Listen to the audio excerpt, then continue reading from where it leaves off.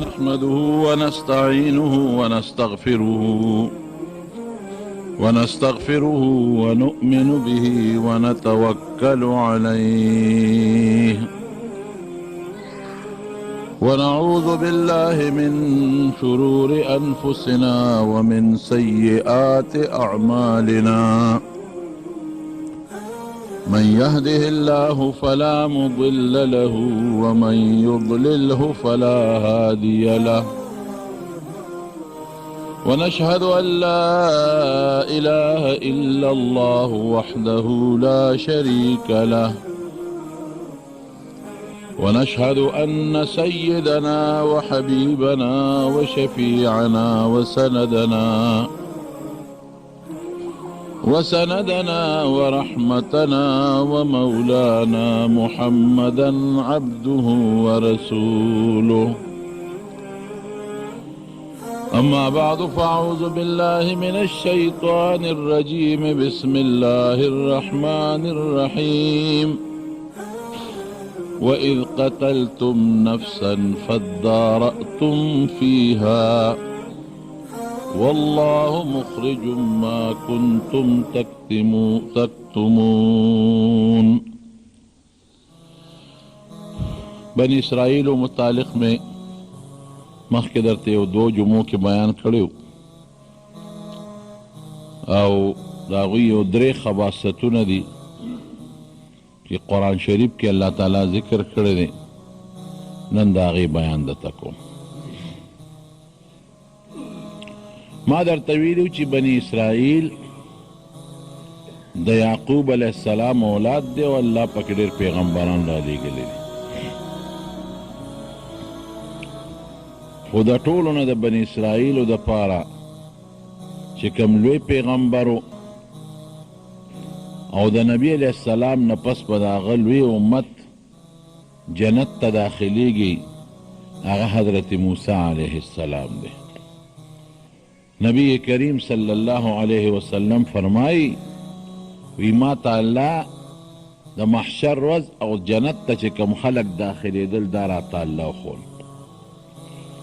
وی ما اولی دل چه باز پیغمبران یواز روان دی، اس سوک و سر نشتا، بازی سر یو کس دی، چا سر دو کسان دی، چا سر یو ڈالا دا. پیغمبر تے مخ کی روان دے و ڈالا ورپسی روان دا. یو ډیر لوی ډله مې ولیدله چې هغه جنت ته روانه وه، نو ما دا خیال راغی چې دا جوړ زما امت دی. نو جبریل علیه السلام نه مې تپوس وکړو چې دا ډله د چا ده؟ وی دا موسی علیه السلام په خپل امت کې روان دی او دوی جنت ته ځي. وی بیا مې یو ډېره غټه ډوله ولیدله، صد الافق کې دا ټوله د اسمان غاړه یې ډکه کړې وه. وی ما ته جبریل علیه السلام وویل چې دا ستا امت دی او د ټولو نه په زیات تعداد کې به ستا امت الله جنت ته داخلی. دې نه معلومه دا شوه چې د موسی علیه السلام د امت نه به هم یو لوی حصه هغه خلک چې په موسی علیه السلام ایمان راوړی دی او شرک او کفر یې نه دی کړی او د موسی علیه السلام سوچه تابعداري یې کړې ده، نو ابه په زیات تعداد کې زموږ د امت نه پس په زیات تعداد کې په ډیروالي کې زموږ د امت نه پس دا به جنت ته ځي.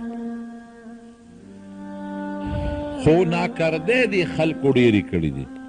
او داسې حرکتونه یې کړي دي چې د هغې مثال به هم تاسو پیدا نه کړئ. دومره خطرناک خباستونه یې کړي دي. لکه یو خباست د هغوی چې رب العالمین په قرآن شریف کې ذکر کړی دی هغه دا دی. دوی کې یو سړی او مورخین یې نوم لیکلی دی عامیل. د هغه یو وروارو د دې عامیل لور یې غوښتله چې ماله دا خپله لور د تره دا لور دا په نکاح راکړه. هغه ورته انکار وکړ چې نه در کوم. دا د انسان خوښه ده، چا له لور ورکوي او چا له یې نه ورکوي. هر انسان سره د خپل اولاد فکري د بل وسره فکري بعضې وخت کې یو سړی خوښي یو ځای خوښي ماحول داسې وي چې هغه برابر ني نو دې کې څه جنجال نه دی پکار خو به هر کیف هغه الګ جنجالي و هغه تره ته په زړه کې واچوله چې ما له خو دې تره دا لور رانکړه او هر وخت چې به نو زه به دې نه پرېږدم دې به وجنم وخت پکې تیر شو سازش او سکیم یې ورته جوړ که دا ترې چې ته ځنګل ته تلې و دې ورپسې لاړه او په هغه ځنګل کې یې مړ کړه روارې لګي شو ترې مړ په داسې طریقه باندې مړ که چې اړو څوک ته خبر نه شو پته ونه لګېدله او بیا ترې مړ که او چورلټ بیا چونکې دی ترو نو بیا منډې موالې د ما تره چا وجلی دی د دې بدل باله پرېږدم نه کله په یو دعوه کله په بله دعوه خبره دې ته ورسېدله چې شکونه پکې زیات شو او دوی خو 12 قومه ما تاسو ته مخکې ویلو چې 12 قومه دي 12 یې چینې دي نو یو قوم په یو دعوه کوي یو بل قوم په بل دعوه کوي دې ته خطره ورسېدله چې ممکن ده د قومونو په منځ کې جنگ جوړ شي او د موسی علیه السلام امت دا په لوی اختلاف کې پریوزي ځکه دا ټول یو ځای په وادي تیح کې اوسېدل هغه صحرا کم چې صحرا د بحر قلزم نه دوی پورې وتل او د هغې یو طرف شام سره لګېدلی دی بیت المقدس علاقې سره او وادي سینا چې کم کوهي تور دی بل طرف هغې سره لګېدلی دی لویه دشته ده او لوی بیابان دی دې دا هغه وخت چې موسی علیه السلام او هارون علیه السلام د خپل امت سره په دې دشت و بیابان کې دیره دي من او سلوا وله راځي ما درته مخکې جمعه کې ویلي او سورې پې وریس کوي جامې یې نه زړېږي الله پې دې احسان کړی نه به یې جامې خیرنېدلې او نه به یې جامې زړېدلې هېڅ قسمه دا مسله پکې نه وه نه جامې خیرنېږي او نه جامې زړېږي او ښکلې مزېدار آب و هوا د خشته اوبه وله خدای د معجزې د موسی علیه السلام پیدا کړي دي د کاڼي نه 12 چینې روانې دي چې هر قوم ته خپله چینه بیږي هلته یو خباست لا بله مو من او سلوا دا سیسی به وله راتلې دا مړزان خو نه دي زموږ علما مړزان لیکي انډیا والا او ما تاسو ته ویلو چې دا سیسی وې غوښه یې خوږی او د مړز نه غټې کمترې برابري تقریبا کورکوړې عمرۍ نو پیغمبر موسی علیه السلام ورته وی چې دا ګورې ذخیره کوی ما څه کوی په زړه غوښه چې تاسو یې ځان له ذخیره کوی تازه دله راځي که نه نو دا سپیرو ما خو ویلو چې دې خباستونو او سپیروتوب مې راته ویلي دوی به هغه غوښې ځان سره سبا او بل ورځ دپاره ذخیره کولی چې ته خلاصې نه شي او بندې نه شي حضرت نبی کریم صلی الله علیه وسلم فرمایي حدیث کې راځي وی که بني اسرائیلو دغه غوښه نه ذخیره کولې غوښه به نه څښا کېدله خو دوی ذخیره اندوزي شروع کړه نو الله تعالی په غوښه د څښاوالي نظام راوسته اوس چې غوښه دی چې ته په یخ ځای کې ایښودي خو بېله خبره ده خو که په یخ ځای کې د کېنښودله نو غوښه څښا کېږي دا د انسان دپاره یو بهترینه غذا ده او بهترین خوراک دی نو الله به دا محفوظ ساته خو بني اسرائیلو غوښه خزانه کړه ذخیره اندوزي یې د غوښې وکړه نو الله ورته پې بیماري راولګوله نو ګوره څومره تاوان یې ځان ته ورسه او نورو خلکو ته هم تاوان ونه رسو یو بل حدیث هم ورسره دی وی که حضرت حوا علیه السلام نه وی نو بیا به ښځې د خاوند سره هم ټګی نه کول په انسان کې د مور او پلار اثرات وي نو هغې خو ټګي نه ده کړې حضرت حوا علیه السلام خو شیطان وسوسه ورچوله او هغه ورته قسمونه وخوړل او په جنت کې خو هغوی چې ته د دروغې قسم اورېدلې نو چې په دروغه به ملا څوک قسم خوري نو ګمان یې پرې وکړو نو آدم علیه السلام ته یې وی چې دې بوټي له به ګوتې یوسو دا د همیشوالي بوټي دی همیشه به یو د خدای هغه خبره ته یېره شوه دې قسمونو سره خو بیا هم د آدم علیه السلام د بوټي د ګوتو وروړو ذریعه حضرت حوا علیه السلام ولګېدل نو یې که حوا نه وې نو ښځې به خاوند سره خیانت نه وې کړی او که چېرتې بني اسرائیل نه وې او دا غوښه یې نه وې خزانه کړې خوندي کړې نو غوښه به نه څښا کېدله دی بل خباستو به هر کیف قومونه دي نو د دې قومونو یو بل سره او وادي تیح دي ټول په یو ځای دیره دي په یو میدان کې پراته دي یو بل سره یو ځای پراته دي خیمو کې پراته دي میدان کې پراته دي نو جګړه جوړه شو چا وی دا سړی تا وجلی دی هغه وی نه دا د هغې قوم سړي وجلی دی ممکن و چې د دواړو قومونو په منځ کې پکې لوی اختلاف راغلی وي قرآن شریف کې الله وی اس قتلتم نفسا دغه د مدینې یهودیانو ته وی چې ستاسو مشرانو یو نفس مړ که یو سړی مړ که په خپلې سړی مړ که فدارأتم فیها او بیا هم پکې یو بل سره اختلاف جوړ که مړم په خپله که او بیا هم په بل وراړو هغه وجلی دی او ده وجلی دی او ده وجلی دی لیکن پرېښودی مې چې ته الله وي والله مخرج ما کنتم تکتمون تاسو چې کوم شی پټو الله وي ما ښکاره کوم لکې دا رالل لکې خو الله خبرې چی حضرت موسی علیه السلام له صاحب زمونږه سړی مړ دی مونږ له قاتل لا پیدا کا زی دله سنګ پیدا کا وی تا الله ته سوال وکړه چې مونږ ته قاتل وکړو چې مسله ختمه شي او که الله مونږ ته دا قاتل ونه خو نو دا خو لویه فتنه او فساد دوه قومه جنګیږي درې قومه جنګیږي او دا امت ټول تباه کیږي حضرت موسی علیه السلام الله ته درخواست وکړ چې الله د دې قاتل د ښکاره کولو یو بندوبست وکړه نو الله وی ډېره ښه ده نو دوی ته حکم وکړه چې تاسو یو غوا لاله کې اذ قال موسی لقومه ان الله یأمرکم ان تذبحوا بقرة یو غوا لاله کې دا د الله حکم دی د ځان یې ونه وي ان الله یأمرکم الله درته اډر کوي اډر دی حکم دی ان تذبحوا بقرة غوا لاله کې دوی پکې رالل دا مشران یا صاحبه دا څه کې ملنډې ټوقې کې اتتخذنا هزوا مونږ پورې ملنډې کې ټوقې کې د غوا او د مړي څه تعلق دی چې غوا لاله کو مونږ خو چې مړي جم دی که قاتل لا ته وښایه په یو طریقه مو قاتل نو د غوا او د قاتل د خولو څه فایده ده او د دې څه نسبت دی چې ته مونږ ته وایې چې غوا لاله که او ګوره یاد ساتئ دوی خو ټول عمر په فرعون قوم سره یو ځای تیر کړی په مصر کې د هغه مشرکانو سره یو ځای ژوند تیر کړی نو د هغې رسمونه رواجونه پکې راننوتي نو هغې به د غوا عبادت کو او د غوا به داسې عبادت کو چې غوا به ډېره لویه مقربه ګڼله لکه اوس هم هندوان د غوا ته په ډېر ښه نظر باندې ګوري تاسو ته پته ده په انډیا کې د قربانو په ورځو کې د مسلمانانو د هندوانو څومره جګړې کېږي دا هم په دقه کېږي چې مسلمانان قربانۍ کوي غواګانې حلالوي او هغوی وایي چې غوا خو زمونږ یو مقرب شی دی غوا ته خو هغوی سجدې کوي هندوانو اوس هم دا قید او دا قانون دی په دې وطن کې پاتې شوي دي د دې مشرانو نه تپوس وکړئ ما خپله تپوس کړی د مشرانو ځکه درته وایم هغوی چې سهار پاسي د غوا سوټه راوالي نو هغه په کوي باندې مږي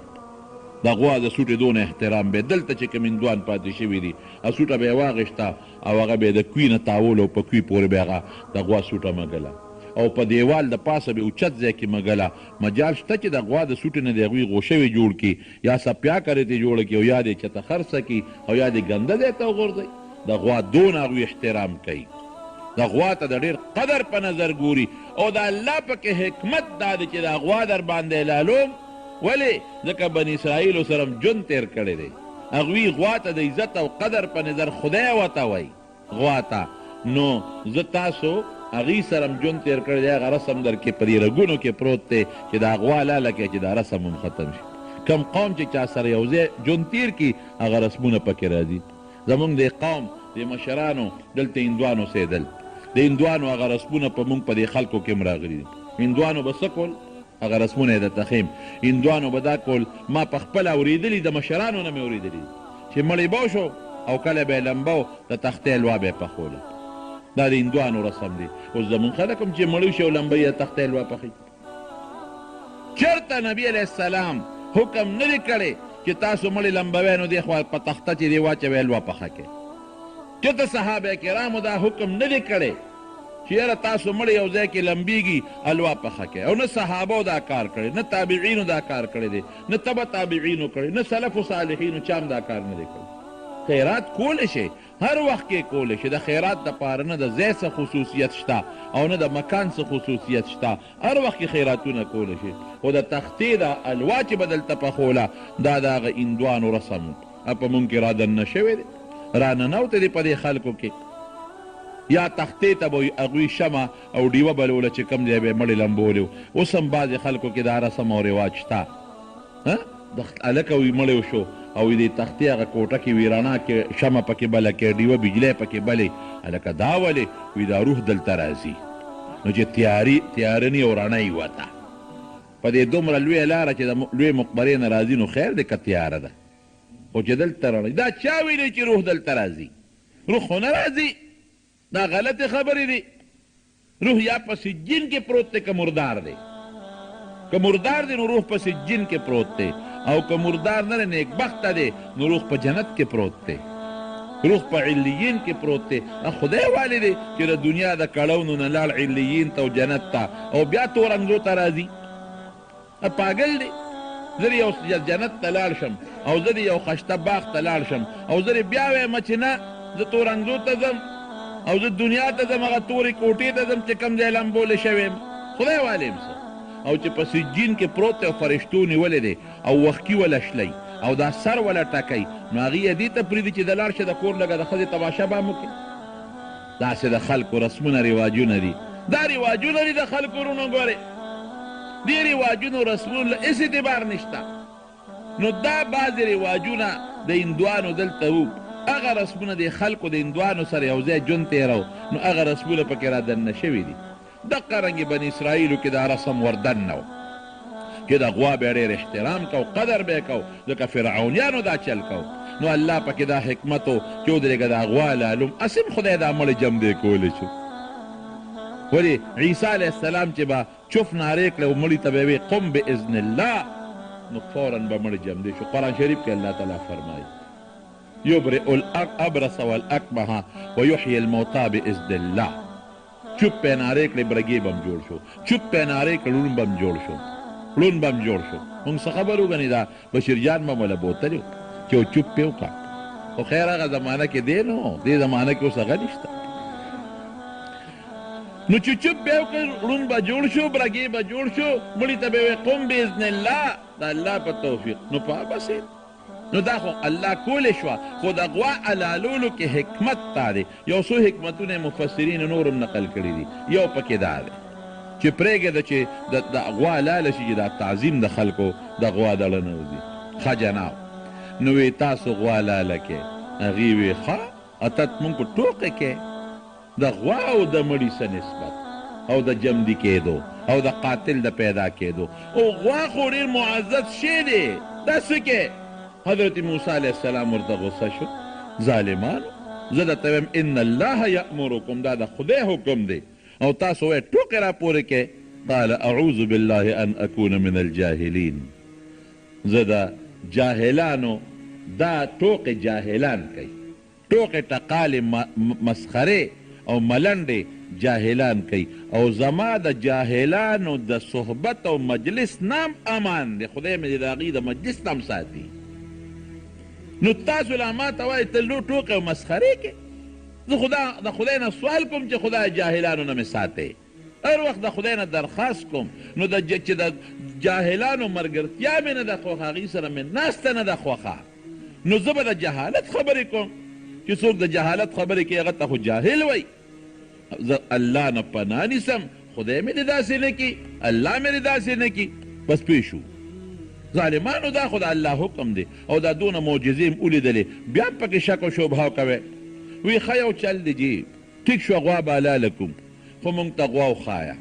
قالوا ادع لنا ربك يبين لنا ما هي. الله نه سوال وکړه، لکه د الله حکم ته وی چې الله وایي چې غوا حلاله کې، دا به څنګه غوایي؟ دا سوال وکړه د الله نه. حضرت موسی علیه السلام ډېره ښه ده. قال انه یقول، الله تعالی فرمایي موسی علیه السلام ورته وایي انها بقرة لا فارض ولا بکر عوان بین ذلك فافعلوا ما تؤمرون. وی دا غوا داسې ده چې نه بوډۍ ده او نه ځوانه ده، نه بچی ده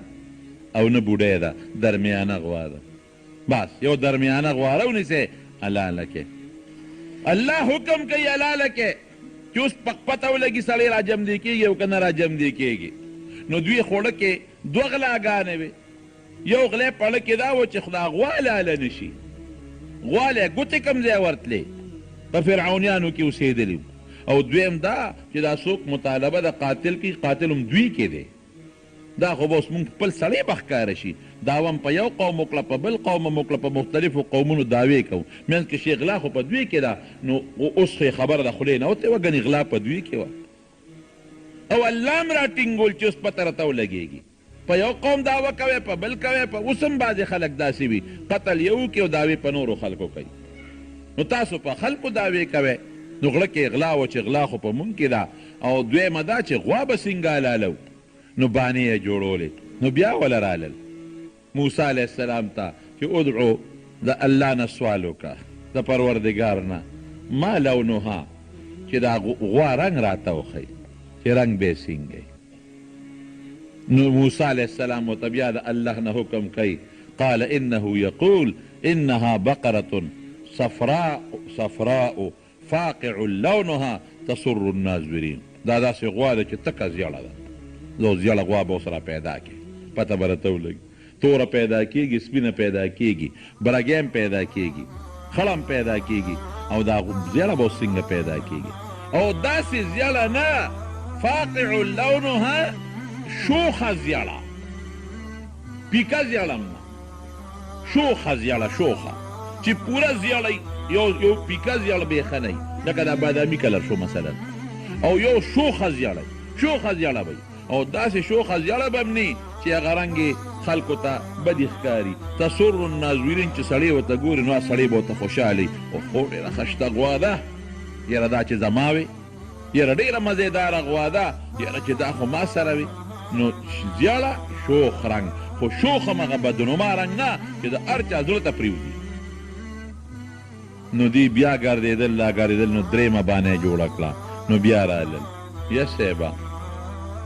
الله نه دې سوال وکړه ادعو لنا ربک یبین لنا ما هي ان البقره تشابه علینا وانا ان شاء الله لمهتدون وی صاحب دا شعر باندې ګډوډ شو موږ ته پوره لږ بیان وکړه چې دا به څنګه وایي او که خدای ته منظور ای نو دا غوا به پیدا کېږي دا کار به کوو نبی کریم صلی الله علیه وسلم فرمایي حضور پاک د قرآن شریف شرحه کوي حضور پاک مبارک فرمایي وی که دوی ته لومبی د غوا حکم وشو چې غوا لاله کړي وی که هره غوی رانیولې وه حلالولی نو دې کار پې کېده هره یوه چې رانیولې او ځان باندې په خپله خبره سخته کړه او په دې دویمه خبره کې که انشاءالله نه وې ویلې چې انشاءالله لمهتدون نو تر قیامته پورې به ګرځېدل او غوا بیا نه پیدا کړل دې نه دوه خبرې معلومې شو ورونو ګورئ محض قصې مه اورئ مسایل پکې زده کې یو خبره خو دې دا معلومه شوه چې د پیغمبر په خبره کې به نکته چینی نه کوې چونو چې را به نه کې بس چې پیغمبر درته حکم وکوې ښه فورا عمل کوه یو عالم درته یو مسله بیان کړه بس فورا عمل کوه چونو چې را به نه کې یو عالم درته وایي هلکه پلار دې مړ شو د زوی دومره کېږي او د لور دومره کېږي او د ښځې دومره کېږي چونو چې را به نه کې چې دا ولې دا دومره ولې ده او دا دومره ولې ده او دا شی دا دومره ولې دی او دا شی دا دومره ولې دی دا قصې پسې به نه کوې ځکه پیغمبر چې خبره کوي د چا کوي د الله کوي او الله له ستا نه لویه پویه ده او د پیغمبر پویه هم ستا نه زیاته ده او عالمان چې درته کومې خبرې کوي دا د خدای او د رسول کوي د ځان یې درته نه کوي که شک دې پې دونه ورته ویلی شي چې یاره استاد جي دا خبره د خدای د رسول ده او که د ځانه دې راته کړې ده دا دومره په یو طریقه دې تپوس وکړه نو یو خو دې دا معلومه شوه چې د پیغمبر په خبرو کې او دارنګې د پیغمبر چې خبرې درته څوک کوي عالمان هغې کې به چونو چې را نه کوې ټس ټوس به پکې نه کوې بس خبره به منې یو دا معلومه شوه دې کې به راته زه د نبی حضرت ابو هریره رضی الله عنه حدیث دی په بخاري شریف او په مسلم شریف په دواړو کې شته نبی علیه السلام مبارک یو ځل د حج خبره وکړه چې حج کوئ یو صحابي دی حضرت اقرع ابن حابس رضی الله عنه هغه فورا پاسید وی افی کل عام یا رسول الله هر کال کې به حج کو که یو ځل به کو نو نبی علیه السلام خاموش شو لکه غصه ولا ورله او خاموش شو نو بیا فرمایل وی ولو قلت نعم وی که د خولې نه مې دا وتې وي چې هر کال به کوې لوجبت بیا به هر کال در باندې حج واجب او طاقت به هم نشو لرلی ولې تا تپوس وکړه چې هر کال به حج کوو نو الله به وایي د دوی ورسره جوړ ډېر شوق دی ډېره مینه یې ده سره. نو د پیغمبر خبره د خدای خبره ای وما ینطق عن الهوا ان هو الا وحی یوحا. پیغمبر چې کومه خبره کوي د ځان خپل خواهش نه کوي، الله ورته زړه ته وحی کوي. نو فورا به د پیغمبر زړه ته دا وحی راغلی و چې ورته وایه چا وکړه هر کال کوې، نو بیا به هم طاقت نشي لرلی. بس وایي چې زه راته یو خبره وکړم عمل پې کوې. که مې درته ویلي چې بار بار کوې نو بار بار کوې، که مې درته ویلي چې یو ځل کوې بس. حج البیت راغلی دی او دا طالبان پې پیږي سبب یو دی، بیت الله د حج سبب دی، هغه په یو دی، یو هغه دوه نه دي درې نه دي، نو یو ځل فرض شو. او د مونځ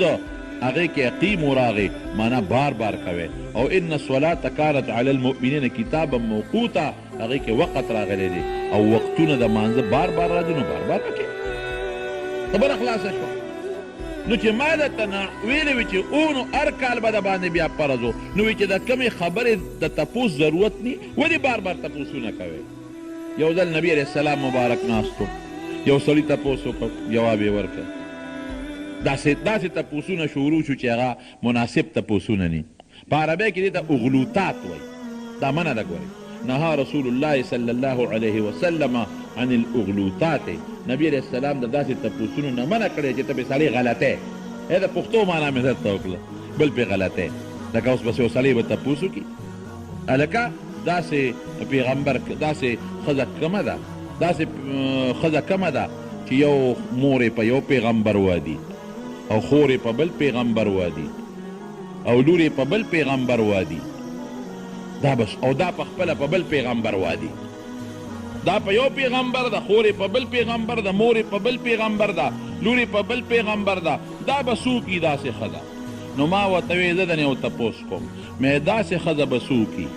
چې لور یې په یو پیغمبري، مور یې په بل پیغمبر وادي، خور یې په بل پیغمبر وادي، دا په بل پیغمبر وادي، او نیا په بل پیغمبر وادي، او د نیا یې په بل پیغمبر وادي، او د نیا خور یې په بل پیغمبر وادي، او نوسی په بل پیغمبر وادي. وی چې دا دې راته څه ووي؟ نو مې تاسو ووي. دا د عقیدې خبره ده. یو تپوس د عقیدې وي نو کا. هلکه وایي د ابراهیم علیه السلام د مور څه نوم دی؟ ما وی ستا د نیکه د مور څه نوم دی؟ وی ما ته خو پته نه لګي. نو ما تا ته د خپل نیکه د مور پته نه لګي چې د سره په درېیمه پیړۍ کې تېره ده، نو هغه څونه زره کاله مخکې تېر شوي دته څه خبرې؟ ما ته یې څه پته لګي؟ بله ورځ به وایي چې ابراهیم علیه السلام کوم پټکې په سر کړی و څو ګزه او پلنسو نه او رنګي سینګ نه او په کومه کډه یې جوړ و. زه به درته څه وایم بیا؟ دا پزول خدای ته پزول سوالونه وایي. بله ورځ به بل تپوس وکړي نوح علیه السلام کوم ځای قبر دی، د لوط علیه السلام قبر کوم ځای کې دی، د ایوب علیه السلام قبر کوم ځای کې دی. دا تپوسونه به شروع کړي. کوم تپوس چې عقیدې سره تعلق لري بېشکه وکړه.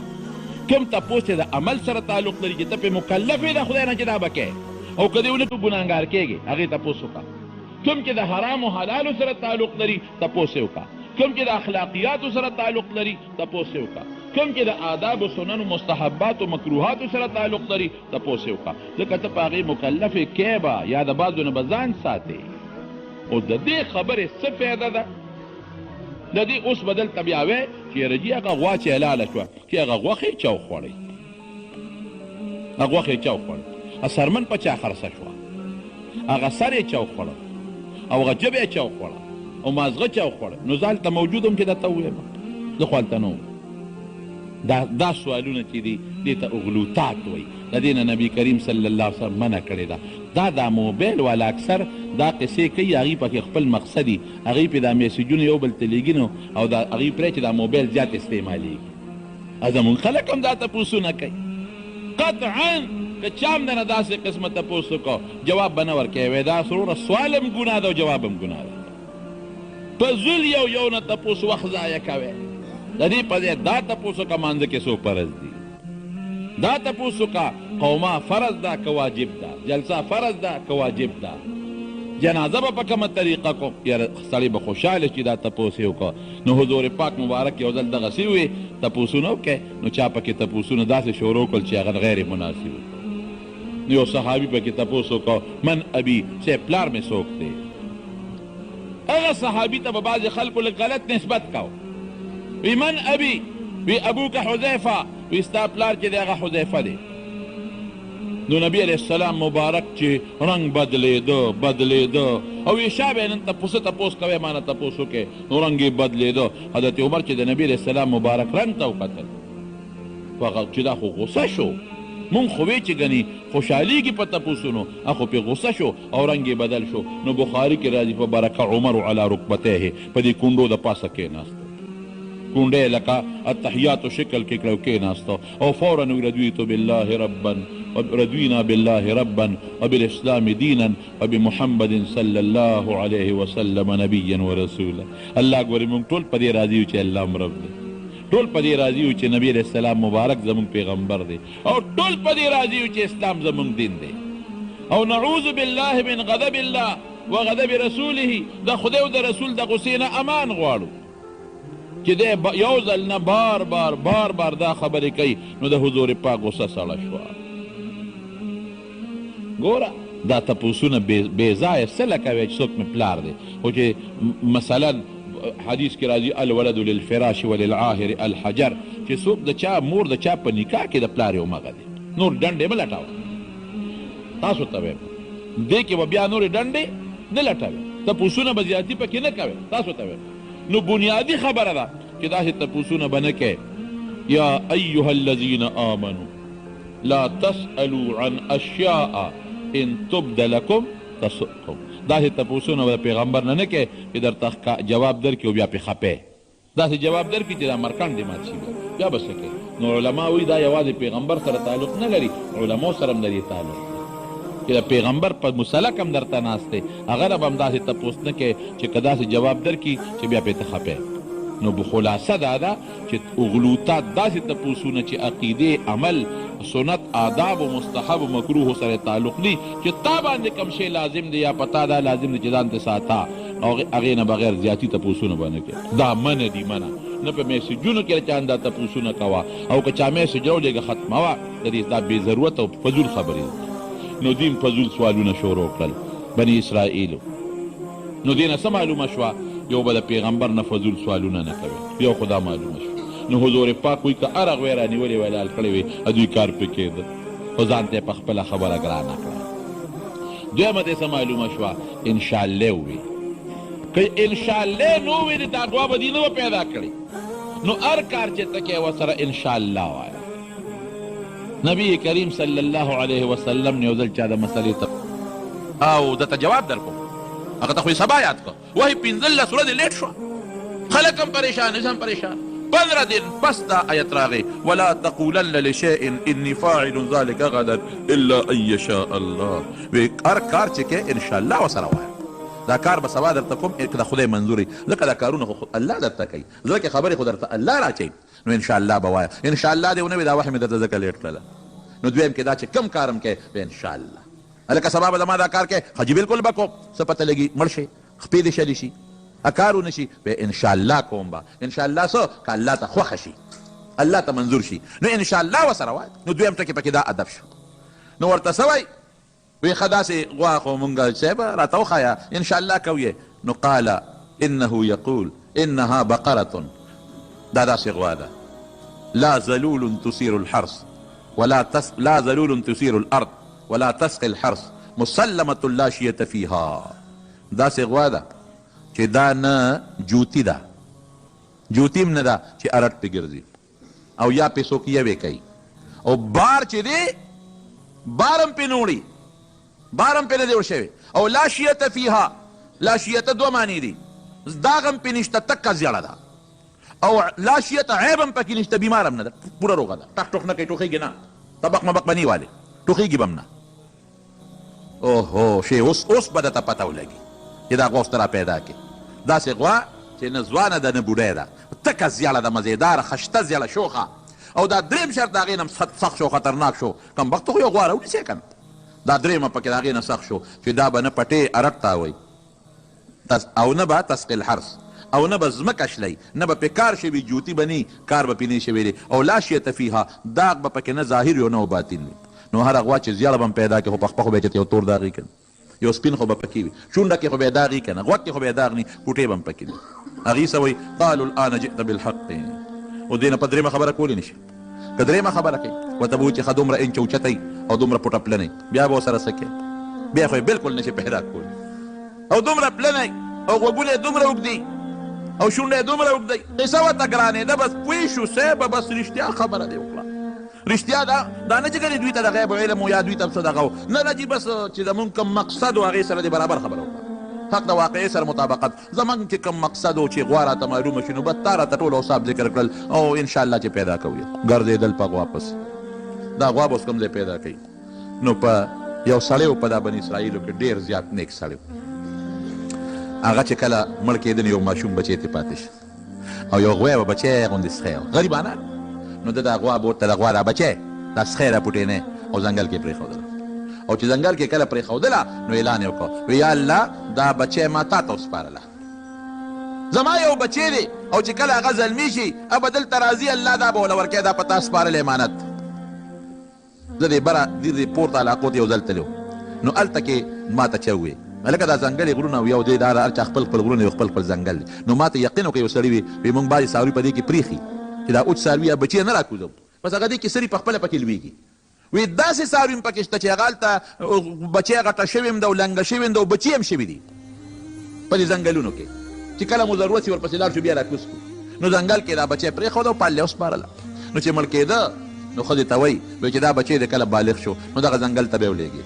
نو ما الله سره یو امانت یې ښودی ګوره عقیده خو عجیبه ده که نه یقین محکم الله سره مې یو امانت یې ښودی دی نو دی به الله ته آواز وکړي او داسې به وایي ای د ابراهیم ربه ای د یعقوب ربه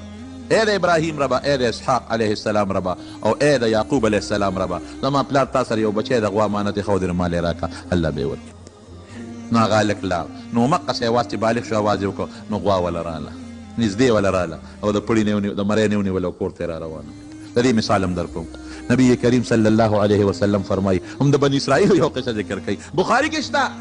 بخاري شریف کې ده چې بني اسرائیلو کې یو سړي د بل سړي نه قرض وغوښته ورته یې ویې کله به یې راکړي ورته یې په پلان کې تاریخ به یې در کوم کوم ځای به یې راکړې وی دلته به یې راکړې دلته به یې راکړې وی ګواه وی الله ګواه کوم وی ضمانتي وی الله مې ضمانتي دی دې د پاسه اوس څه کوې د پاکستان مسلمان نو او هغه بني اسرائیل پکې خباستونه هم ډېر دي خو قسم دی اوس دې مسلمان خو چې د مسلمان پیسه د خېټې لاندې کړه بس وي دا مې د مور پی دي ګواه راکوي ګواه الله دی ضمانتي راکه وي ضمانتي مې الله دی خو په پلان کې هر ورځ به دې ځای کې دله در کوم په پلان کې تاریخ په پلان کې ټیم وي دا در مې کړې چې خدای دې ګواه که خدای دې ضامن کړه نو پاتې پکې څه جوړ پیسې ورکړه اوس چې پیسې ورکړې اتفاق ته ګوره حضور پاک فرمایي په هغه ورځ سیلاب راغی باران وشو سیلاب راغی او چې کوم ځای ورته خولی نو هغه ځای کې اوبه بهږي اوس بره په غرونو باران شوی دی خوړ راغلی دی او بلې اوبه دي دا سړی لاړ یاره وله ځما که چېرته هغه ملګري په کښتۍ کې را پورې وځي او ما له خپل شی راکړي نیټه مې پوره ده او یا که ما کښتۍ ومونته نو زه به ور پورې وځم خپل حق به ترې والم هغه سړي څه سوچ کړی دی چې ما خو الله ګواه کړی دی او ما خو الله ضمانت کې ورکړی دی نو د خدای سره خیانت خو نشم کولی نو هغه یو لرګی راواغېسته اوس د کښتۍ ته چې پرې راشي او نه دې ورتلی شي لرګی یې راواغېسته هغه یې دننه سورې کړ او هغه پیسې قرض یې راواغېسته او په هغه لرګي کې دننه ور بندې کړلې لرګی یې پرې ډک کړ او د پاسه ورپسې لرګی بل ور ټک واو چې څو چاته پته ونه لګېږي او هغه لرګی یې راواغېست د دریاب غاړې ته راغی او د دریاب په دا غاړه کې اوبو ته راوویشته الله وی ته مې ګواه کړې ګور اوس ښه یقین دې ته وایي الله ته مې ضمانت کې ورکړې ټیم مې پوره دی ورځ مې پوره ده او سړي نشته اوبه راغلي دي نو خدای ما په دریاب ور وغورځولې هغه خپل حقدار ته ور ورسېد او لکه وایي که دا ور ونه رسېدې او اوبو یوړې نو نورې به ورکړو د هغه حق په دې نه خلاصو نورې به ورکړم چې بیا اوبه کښېني معذور یم خو یاره به دا یو چل کوم دریاب کې لرګي ور وغورځم نو دې راغې غریب اوس پرې غاړه ګرځي چې کښتۍ راشي چې ورشم او یا کار راغی چې ما له خپل حق راوړي ما خامې شو هېڅ خوند یې ونه کړ دې کې ګوري یو لرګی دې غاړې ته راغی لرګی یې راوچت کړي چې دا خشاک خو به کور ته یوسم که خشاک به یوسم کور ته نو خو قرضدار یې مال راغی نو اوبه وچې شوې نو چې کور ته لاړ او لرګي یې کور وغورځو خو دې ورته مال دې راوړه ویل ښه دې خوړ راغلی سړی خو ما ونه لید د کښتۍ وه چې زه پورې ځم نه راغی نو دا لرګي مې راوړه د خشاکه چې خوړ کښېني بیا به ورشم ته برګې راواغی خو چې لرګي دې ټس ورکړه پیسې پکې لاندې راووتې او مقه لرګي خدای را رسول بخاري شریف کې نبی علیه السلام فرمایي صحیح حدیث دی او ورسره کاغذ هم لیکلی پروت دی چې دا پیسې ما درولېږلې الله مې ضامن کړی دی الله مې ګواه کړی دی او درو مې لېږلې الله به یې در رسوي چې هغه صاحب که لرګي مات که پکې ټولې پیسې را درغوتلې الله وله راورسوي بیا چې خوړ ختم شو هغه سړی راغی نورې پیسې راوړې نورې وی تاله خو ما یو شی رالېږلی و رسېدلي خو به ني وی رسېدلي دي ستا ختم وی ښه که ني دا یې نورې مې درته مجبور وم نو چې په الله د اعتماد وکړه درته به یې را رسوي بهر کیف هغه غوی راونیوله کور ته یې را روانه کړه مور ته یې وښوله غوا غټه ده ښه شته زیړ رنګ یې دی هم هغه صفتونه دي پکې چې بني اسرائیلو ته الله کوم صفتونه ښولي دي مورې دا به خرڅه کړو بچې خرڅه کړه خو چې چا باندې خرڅی تپوس په ما نه کوې ګورې چې څنګه لاړل او سړي ورته وي یو فرشته وله د انسان په شکل کې راغله ورته یې وي د غوا خرڅی وي او پسو وی ته څه راکې وی زه خو دومره روپۍ در کوم وی ښه ده ټیک ته خو مور سره سلا کوم وی مور سره سلا مه کوه د دې نه زیاتې در کوم وی نه مور سره به سلا کوم وی مه کوه دې نه زیاتې در کوم یاره چې مور سره مې سلا نه کړې نو نه خرڅوم واپس لاړ اوس دا سړی دومره نیک دی د مور تابعدار دی د مور داسې تابعدار دی چې څه به یې ګټل درې ځایه کول به یو ځای به یې په ځان لګولې یو به یې په مور لګولې یو به یې خیرات کولې دا د مور د دعا برکت دی اوس مور ورته لپې لپې دواګانې کوي چې سا روزي بچی ته دعا کوي او چې ماښام راځي نو د خپل بچی ته دعا کوي د مور په دعا کې وروڼو دوه فایدې دي ګورئ یو فایده پکې دا ده چې عمر به دې خدای زیاتوي چې مور ته چاته دعا کوي او دویمه فایده پکې څه ده مال به دې زیاتېږي دا مسله یاد ساتئ عمر او مال به دې دواړه زیاتېږي چې مور سره ښېګړه کوي او د مور خیال ساتئ او چې څوک د مور خیال نه ساتي عمر به هم کمیږي مال به هم کمیږي بلکې بعضې علماو لیکلي چې څوک د مور پلان نه عاق شعاق وی اوو پشتو پورې به مال مخکې وي او دی به ورپسې وي غریب دی اوو پیړو پورې به هغه سپېره توپ د په اولاد کې چلېږي دومره خطرناکه خبره ده نو ده به د مور خدمت کوو نو چې مور ته یې مورې او سړي خو دونه پیسې را کړي مثلا به کوم زیات یې کړې راته مثلا به کوم نور یې زیات کړې د بچي داسې معلومېږي لکه د غوا د ډېرو پیسو ده ورشه به بیا منډی ته بوځه خو ګورې ما تپوس ته بغیر به نه خرڅې ښه هلته بیا ورته خلک هغې په ډبل پیسې ورکول وی نه مور نه به تپوس کوم درې ورځې بوتلو پیسې به زیاتېدلې وی مور نه به تپوس کوم سړی ورته وایي وی داسې کای زه فرشته یم او دا غوا خرڅه نه کې دا به په هغه چا خرڅی چې د دې سرمنده له د سرو زرو نه ډکه په هغه چا به خرڅی د سرو زرو نه به ډکېږي او غم یې مه کوه دا پیسې به ته میلاویږي د سرو زرو نه به یې دله ډکوي تا د مور خدمت کړی دی مور درته لپې لپې دعاګانې کوي هغه بس خوشحاله شو بني اسرائیل ګرځېدل غوی صحیح کړه یاره که هغه ودروه خرڅی او چې آخر ناوله نه یو خدای پورې وکتله هغه صفتونه پکې دي الله مو بخه جومات کې زمونږ کار روان دی او مهرباني وکړئ تعاون پکې وکړئ موږ به را شیټرنګ شروع کړی تاسو ته به کتلي شیټرنګ شروع شوی دی او دیوالونه هم سرته رسېدلي دي صرف لنټر پاتې دی نو د الله کور دی تاسو ته ما ویلي د خدای کور دی مونځ پکې کېږي او بر پکې ستاسو بچي دا ماشومان به پکې قرآن یادوي او مونځ پکې کېږي او د الله کور دی بل څه غرض پکې نشته نو دا څومره چې د چا څه وس کېږي نو مدد هم پکې وکړئ او تاسو ته ما مخکې ویلي وګورئ زه بار د چا نه چندې نه غواړم څوک به په ما ثابته نه کړي چې ما بار چا نه چندې غوښتې دي یا چاته مې ویلي چې پیسې راکړي بلکل نه غواړم دا مې عادت نه دی نو که تاسو څوک دوستان وي یا ستاسو په خپله څه سیمټ پکې چا وکړله یا سیخ پکې چا وکړه یا د شټرنګ پیسې پکې راځي یا نور څه پکې چا څه وس کېږي نو دا خپله یا خپلو دوستانو ته نو چې دا جومات الله تعالی په خیر تکمیل ته ورسوي ځکه زمونږ خلک د جمع ډېر زیات شوی دی نو نه دی ګیلان دی او برا دیوالونه هم دي او دغه نه چت پې نه دی اچولی شوی نو سورې به مې په اوړي کې باد باران نه به محفوظي د الله کور دی وروڼو ګورئ د لوی رب کور دی نه د ما کور دی نه د کندیله چا کور دی دا د الله جومات دی او د الله کور دی خدای به جوړوي انشاءالله العزیز ځکه زمونږ خاص مقصد پکې دا دی چې دې مونځګزارو ته لږ اسانتیا راشي دې مېلمنو ته اسانتیا راشي نو مهرباني وکړئ په خپله هم پکې تعاون وکړئ او خپلو دوستانو ته مو ووایئ او چې دې کې تعاون وکړي د ستاسو په وجه که نور چا په دې کې مدد وکړو نو چې د هغوی څومره ثواب کېږي دومره به خدای پاک تاسو له هم درکړي په هر کیف هغه څه خبره مې کوله چې غوا وی خرڅی وي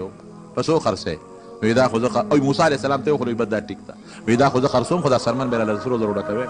او کاکا دا دومره پیسې وی نه خرڅوم دې نه کوم نه خرڅوم بس هغوی مجبور د دوه قومونو جګړه پرې جوړېدله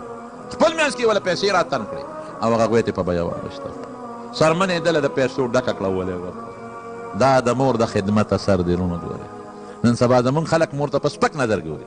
بس چې واده وکړه که نه او بیزو یې کور ته راوسته بس د بیزو د خپې شلنګ چې واورېده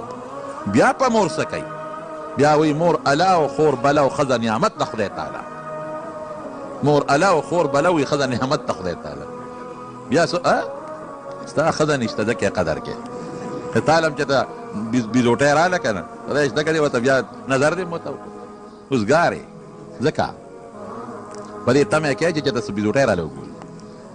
بهر کې بشیر جان خاصه سړی زموږ ورور دی دا خوشطبي ورسره کوم ډېر خلک الحمدلله نیکان صالحان دي چې د خپل ښځې خپل حق په خپله پوره کوي او د مور او د پلار خپل حق په خپله پوره کوي شکر الحمدلله دې کې خیر او برکت دی هغه له خو پیسې ورکړي د مور د برکت نه او دوی غوا حلاله کړه چې حلال یې کړه الله تعالی فرمایي فقل نضربوه ببعضها د دې څخه غوښه راولې دي مړي پورې وجنګل چې غوښه یې هغې راواخېسته او مړي پورې وجنګوله نو مړی جمدې شو چې جمدې شو وی چا وجلې نو چې کوم مخامخ ورته ولاړ ورواره وې ده وجلې سړی معلوم شو والله مخرج ما کنتم تکتمون الله راښکاره کوه او الله وی دا کار مې ولې وکړه وی چې تاسو دا یقین راشي چې ګورې زه مړي جمدي کولی شم دا مې دغه جمدې کړ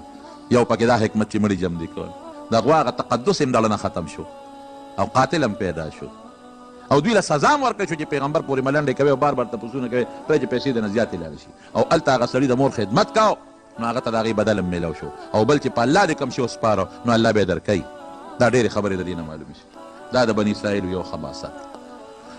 یو دوه خباستونه یې نور هم شته خو وخت خلاص شو یو ټکې به وویم صرف یو حضرت موسی علیه السلام ډېر حیاناک و دومره حیاناک و نبی کریم صلی الله علیه وسلم فرمایي حیاناک او پردناک و ډېر زیات نور خلک خو دومره حیاناک نی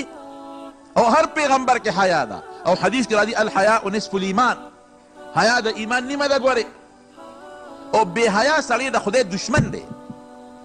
اذا لم تستحیې فاصنع ما شئت وی چې حیا د کینې چې څه دې خوښی بیا کوه حیا ډېر لوی شی دی جناب د مور نه به حیا کې پلار نه به حیا کې مشر نه به حیا کې ښځې نه به خاوند د پیغمبر علیه السلام د حیا یو خبره درته وکړه لکه یو پوټۍ مناسبه خو نه ده خو درته یې ویل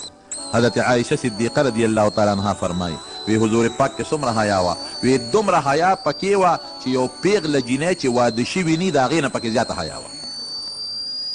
کومه جینۍ چې پیغله ده واده شوې نه ده او پړونه کې بنده ده دا هم وایي چې په خپله بورقه کې پټی بار نه وتې د هغې نه پکې زیاته حیا وه او یو ټکې به پکې بله مو بې ادبي دی معافي وی ما رأیت منه ولا رأى مني وی ما د نبی علیه السلام مخصوص اندام نه دی لیدلی او وی رسول الله مبارک زما مخصوص اندام نه دی لیدلی دومره حیا وه په حضور پاک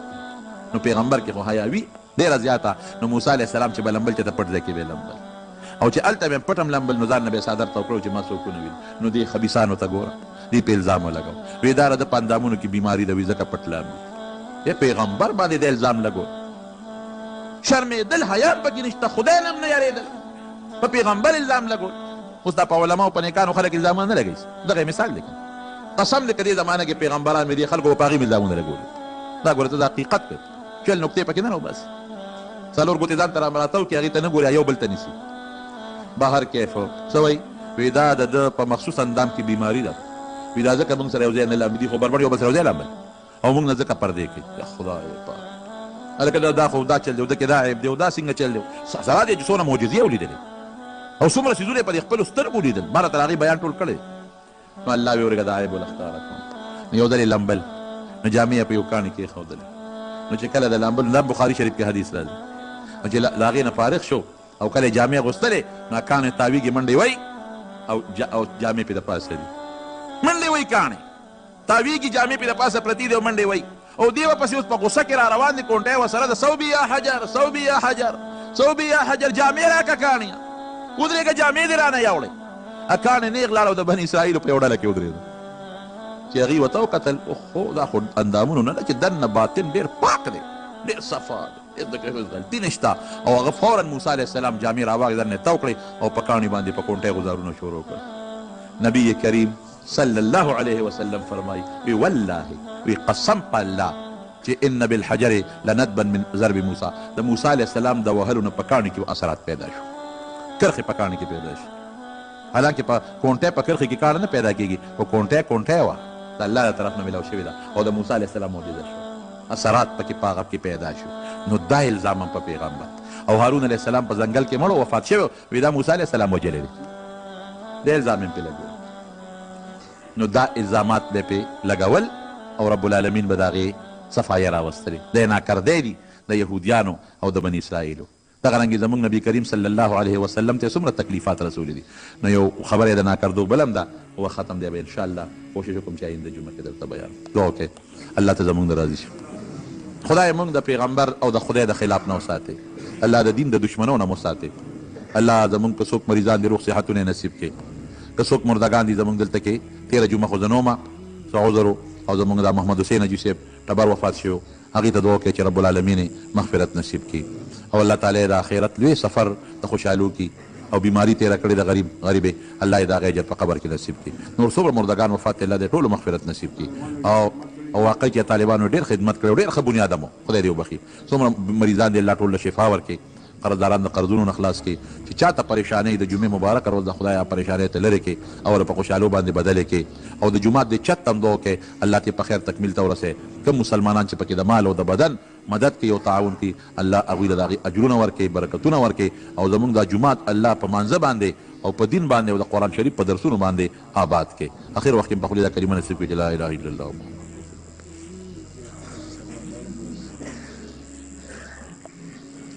او ګانې بجانې سندرې چې اوري دې وخت کې سلام به پې بلکل نه اچوي. دې وایي کور کې پریشاني ده، بېروزګاره ده، الله تعالی دې پریشاني هم ختموي، روزګار دې هم خدای ورکړي. یو سړی کمپیوټر ټي وي کې چې تصویرونه پکې ګوري نو دا سړي پسې لمونځ مه کوه، تصویرونو ته کتل ګناه ده. کلمه د کفر یا شرک وکړي، منځونه او نیک اعمال برباد شو، تباه شو که نه. یو سړی په خپله محله کې جومات کې جمعې کېږي او بل خوا ځي، نو که یو سړی په دې نیت بل جومات ته ځي چې هلته به د دین څه خبرې واورم، ځکه د دین خبرې د دین مسایل اوریدل فرض کفایي دي بلکې بعضې فرض دي. نو که د دین د خبر په دې نیت ځي چې یاره د خپل جومات کې بند نه کوم بلکې وکړم خدا خو خبره نه ده،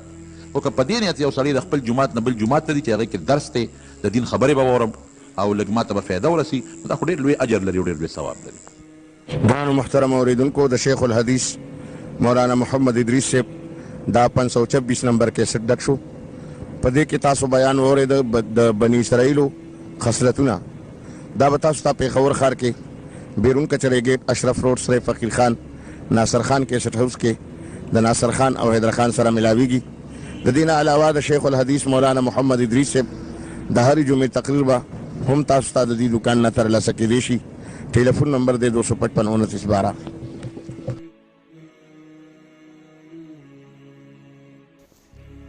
السلام علیکم ورحمت الله وبرکاته. امید کوم دوستانو چې ویډیو مو خوښه شوې وي